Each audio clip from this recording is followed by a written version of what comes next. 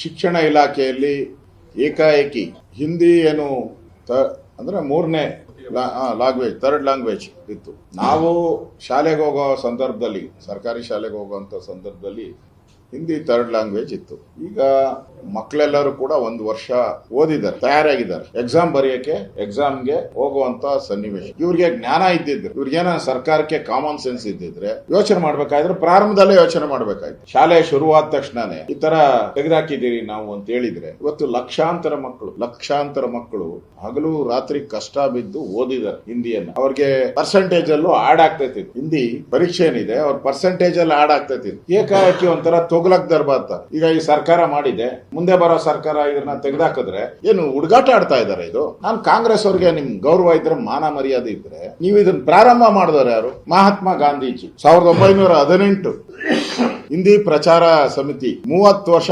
48ನೇ ಇಸ್ವಿವರೆಗೂ ಅವರು ತೀರೋಗೋವರೆಗೂ ಕೂಡ ಅವರ ಅಧ್ಯಕ್ಷರು. ಹಿಂದಿ ಪ್ರಚಾರ ಸಮಿತಿ ಅಧ್ಯಕ್ಷ ಯಾರು?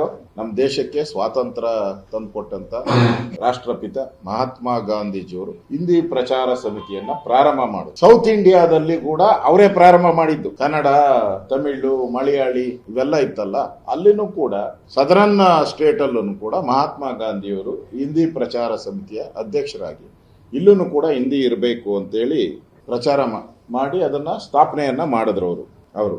ನೀವು ಏಕಾಏಕಿ ಈ ತರ ಮಾಡೋದ್ರಿಂದ ಮಕ್ಕಳ ಮಾನಸಿಕ ಸ್ಥಿತಿ ಏನಾಗ್ತೈತೆ? ಎಕ್ಸಾಮ್ಗೆ ಹೋಗೋ ಟೈಮಲ್ಲಿ ಮಕ್ಕಳು ಮೊದಲೇ ಸೆನ್ಸಿಟಿವ್ ಆಗಿರ್ತಾರೆ, ಬಹಳ ಸೆನ್ಸಿಟಿವ್, ಒಂದೊಂದು ವಿಚಾರಕ್ಕೂ ಬಹಳ ಸೆನ್ಸಿಟಿವ್ ಇರ್ತಾರೆ. ಅಂತದ್ರಲ್ಲಿ ನೀವು ಈ ತರ ಪ್ರಮುಖ ನಿರ್ಧಾರಗಳನ್ನ ತೆಗೆದುಕೊಳ್ಳುವಂತ ಸಂದರ್ಭದಲ್ಲಿ ನೀವು ಏಕಾಏಕಿ ರದ್ದು ಮಾಡಿದ್ರೆ ನಿಮ್ ಸರ್ಕಾರದ ಯೋಗ್ಯತೆ ಏನು ಅನ್ನೋದು ಜನಗಳಿಗೆ ಅರ್ಥ ಆಗ್ತದೆ. ಮಕ್ಕಳ ವಿಚಾರದಲ್ಲಿ, ಬೇರೆಯವ್ರ ವಿಚಾರದಲ್ಲಿ ಮಾಡ್ರಿ ಏನೋ ಪರವಾಗಿಲ್ಲ, ಬೇರೆಯವ್ರೇನ ತಡ್ಕಂತಾರೆ ಜನ, ಬೇರೆಯವರು ಮಕ್ಕಳ ವಿಚಾರದಲ್ಲಿ ಸೆನ್ಸಿಟಿವ್ ಇರ್ತಾರೆ. ಎಕ್ಸಾಮ್ ಅಂದ್ರೆ ಭಯ ಆಗುವಂತ ಒಂದು ವಿಚಾರ ಎಲ್ಲರಿಗೂ ಗೊತ್ತಾಯಿದೆ. ಬೇಕಾದಷ್ಟು ಜನ ಮಕ್ಕಳು ಮಾಡ್ಕೋಬಾರ್ದು ಆತ್ಮಹತ್ಯೆ ಅಂಥದ್ದೂ ಆಗಿದೆ. ಹಿಂದೆ ಎಲ್ಲ ನಾವು ನೋಡಿದ್ದೀವಿ.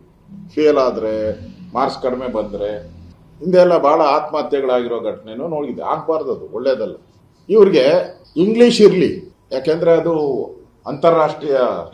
ಅಂತಾರಾಷ್ಟ್ರೀಯ ಭಾಷೆ ಅಂತೆ, ಸಂವಾದ ಅಂತ, ಕಮ್ಯುನಿಕೇಶನ್ ಲ್ಯಾಂಗ್ವೇಜ್. ರಷ್ಯಾದಲ್ಲಿ, ಚೈನಾದಲ್ಲಿ, ಜಪಾನಲ್ಲಿ ಇವೆಲ್ಲ ಬಹಳ ಮುಂದುವರೆದವರು. ನಮ್ಗಿಂತ 50 ವರ್ಷ 100 ವರ್ಷ ಮುಂದೆ ಇರುವಂತ ದೇಶಗಳು ಇವರು. ಆಯ್ತು ಬೇಡ, ಉರ್ದು ಯಾವ ಭಾಷೆಪ್ಪ? ನಮ್ಮ ದೇಶದನಪ್ಪ.